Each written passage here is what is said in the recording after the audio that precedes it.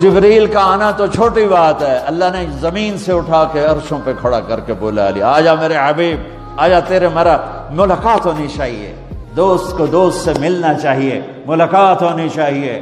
پہلا آسمان، دوسرا، تیسرا، چوتھا، پانچواں، چھٹا، ساتوں آسمان گزروا دیے۔ پہلے آسمان پہ آدم علیہ السلام کھڑے تھے، استقبال کر رہے تھے، میرے بیٹے آ گئے۔ آدم علیہ السلام نے کہا میرے بیٹے آ گئے۔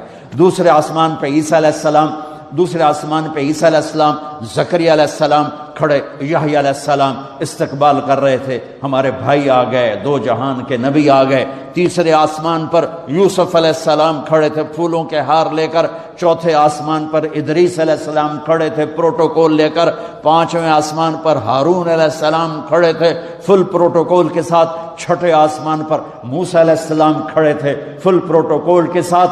ہر جگہ نبیوں کا، فرشتوں کا، مجھے فرشتے جو ہیں نا، کوئی سجدے میں، کوئی رکوع میں، کوئی قیام میں، کوئی تسبیح میں، کوئی تلاوت میں، کوئی ذکر میں، میں نے کہیں پڑھا نہیں، لیکن مجھے خیال آتا ہے کہ جس دن میرے نبی آسمانوں پہ گئے ہوں گے، ہر آسمان کے فرشتے اپنی اپنی بندگی میں تھے اور اب بھی، لیکن جب میرے نبی پہنچے ہوں گے تو اللہ نے فرشتوں سے کہا ہوگا میری تسبیح چھڑ کے میرے نبی نے ملو جاؤ میرے نبی کو ریسیپشن دو، پروٹوکول دو۔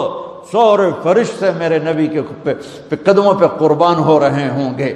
چھٹے آسمان پر موسیٰ علیہ السلام، میرے بھائی آ گئے، میرے بھائی آ گئے۔ ساتویں آسمان کا نظارہ کچھ اور تھا، ایک عجیب حکمت۔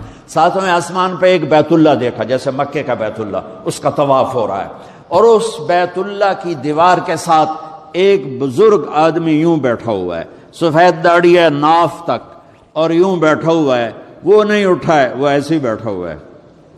تو میرے نبی جبریل سے پوچھتے ہیں یہ بزرگ کون ہے؟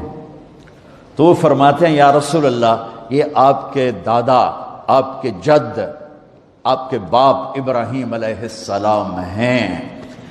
ہاں، اللہ نے باپ کو نہیں چلایا بیٹے کی طرف، رتبہ میرے نبی کا بڑا، رشتہ ابراہیم علیہ السلام کا بڑا، تو میرے اللہ نے امت محمد کو پیغام دیا، کیونکہ اللہ کو بھی پتا تھا کہ ماں باپ کیسے ذلیل ہوں گے اس امت کے ہاتھوں۔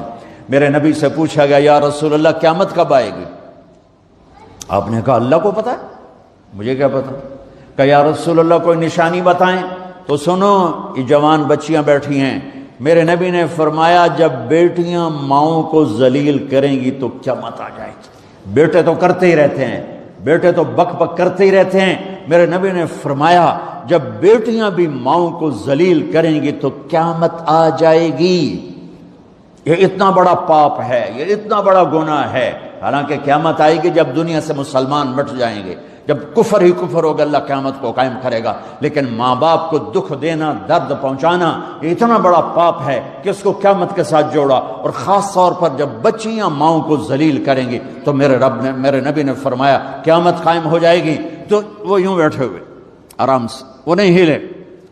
تو جب پتہ چلا میرے نبی کو کہ میرے دادا ابراہیم ہیں، تو میرے نبی خود آگے گئے، میرے نبی خود آگے گئے۔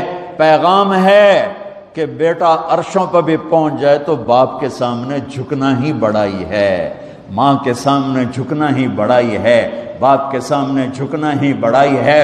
میرے نبی نے فرمایا کاش میری ماں زندہ ہوتی۔ سنو نوجوان بیٹھے ہوئے ہو،